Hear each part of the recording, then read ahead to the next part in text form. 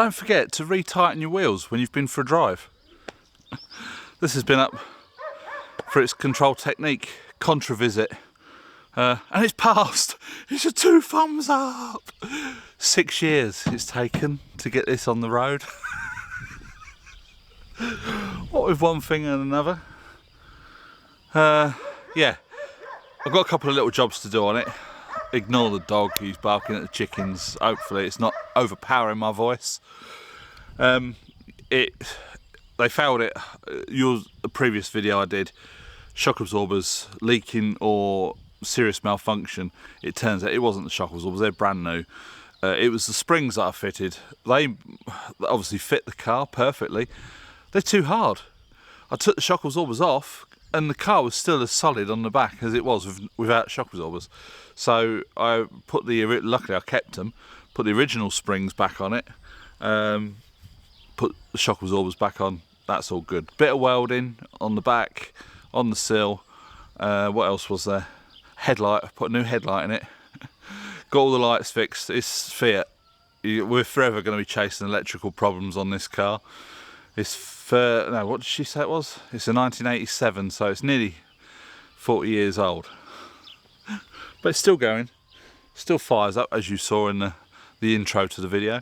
So yeah, it's past its control technique, and normally that would be 2 years of you ain't got to worry about it. But someone at some point has registered this as a foregone, which is like a van, or you know, a small van. Then when you get to like a large van, they call it a camion.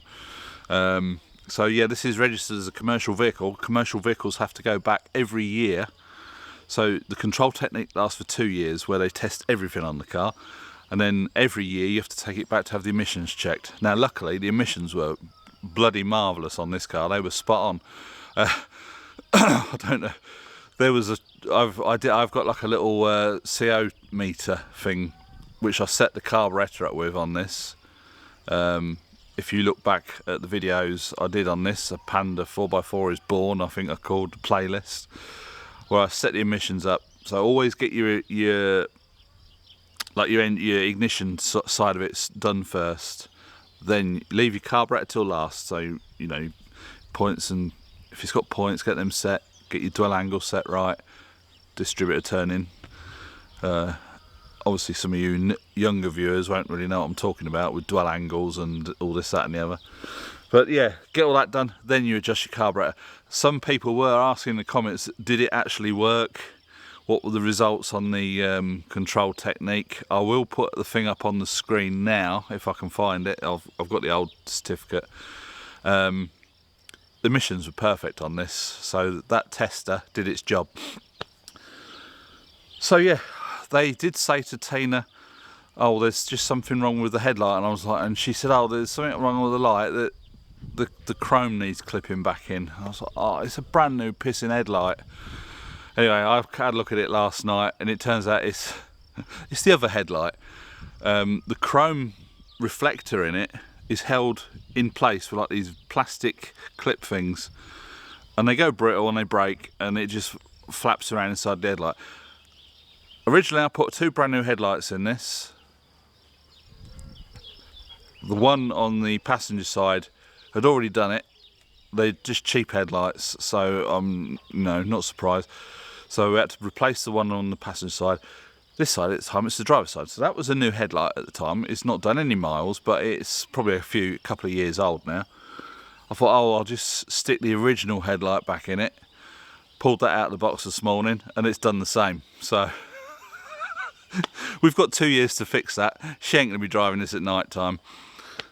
So yeah, well, at some point I need to order some other parts, a new rocker cover gasket for it and that, so I'll probably order a headlight at the same time and get it done. But yeah, 2 thumbs up, we're on the road. I'm just going to leave you now with a few clips of us fixing this up, so hope you enjoy it. A little bit of a montage for you. The Panda is on the road. We was going to sell it, but she's going to drive it for a bit at the moment. Obviously get a fix. And it might work out cheaper to run than the Range Rover.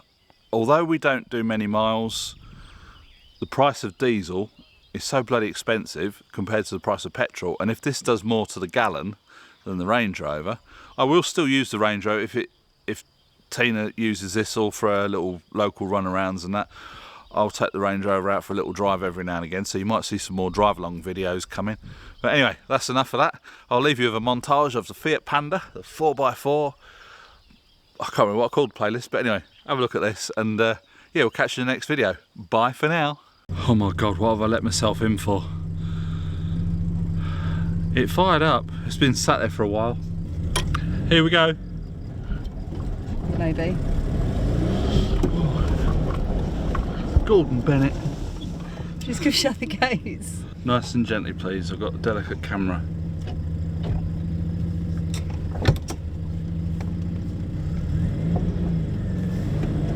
Oh, Jesus. Fucking hell. Jesus! What's the problem? Just drive on, please. If you can remember how to drive.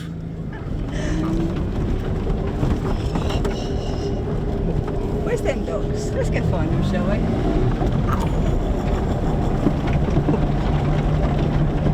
It's no Range Rover, that's for sure. Bib your horn. Oh, where's the horn? Oh, careful, if this door comes open, I'll fall out. There is a door open. Hang on, whoa, stop. Oh God, we're proper off-roading now, going through the woods.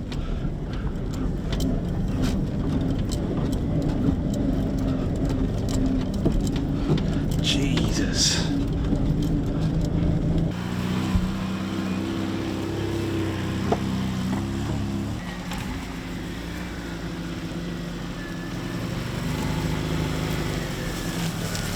Your chariot waits. I ain't getting in that bloody thing. Oh, yes you are. Long wheel up there. So, 1, 2, 3, go. 1, 2, 3, go.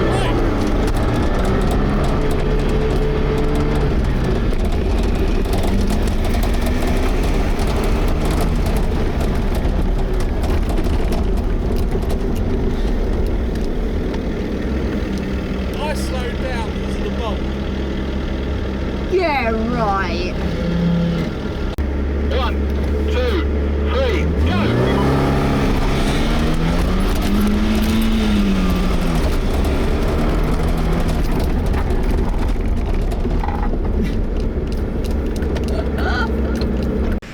And here we see the Hobbit in its natural environment, the Fiat Panda. It's having a look at the dangerous hole, but oh no, it's having second thoughts. And it beats a hasty retreat. And here we go, trying again, and it's over the top. What will become of the Hobbit?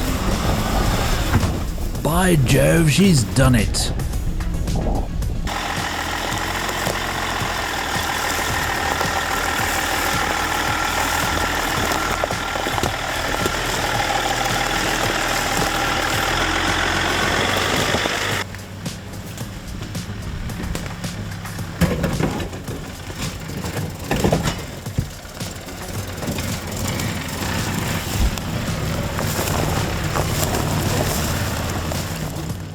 So I've just put a white dot on there, white dot on there, that's that lined up. And the same on the bottom. I'm just gonna slacken the adjuster and take the belt off.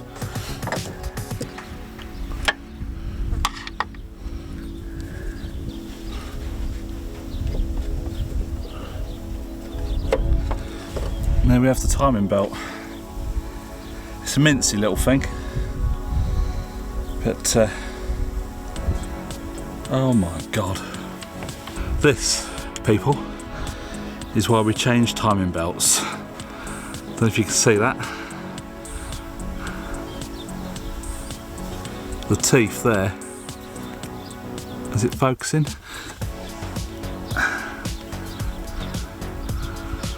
That's nearly gone. So, belt's all on. it's adjusted up, new tensioner. Now you want to just do your belt so you can just twist it almost through 90 degrees. You know, doesn't want to be too much playing it, but it doesn't want to be too tight either. If it's too tight, you'll start wearing stuff out.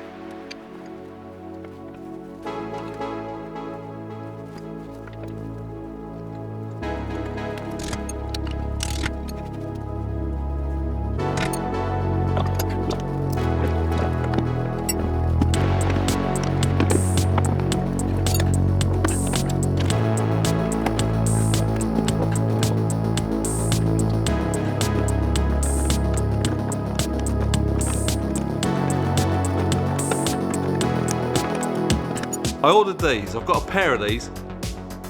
These are the ends of the steering rack.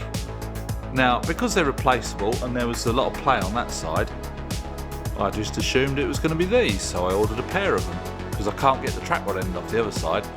But so I thought, well, I'll pull the steering rack gaiter off and we'll have a look. Turns out it's not these, is it? It's the actual steering rack itself.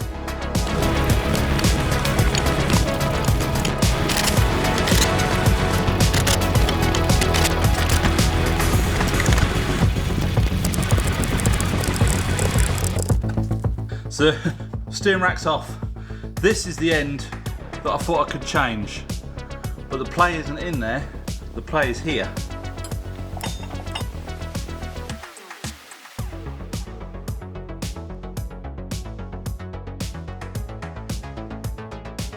Today's plans have been ever so slightly scuppered. Got the bonnet up on the Panda, we've got the jack out, Tina's got an axle stand. There was some tools in the boot. She went to open the boot, she got stung in the face. We're not sure by what. They're like a little waspy type thing, but we're not quite sure. We don't want to get too close. But they're trying to start building. They have started building a nest in the tailgate. So I'm not going to be getting down on the floor because once I'm out of the wheelchair, I can't go anywhere. And if they decide they want to sting me, I'm fair game, basically.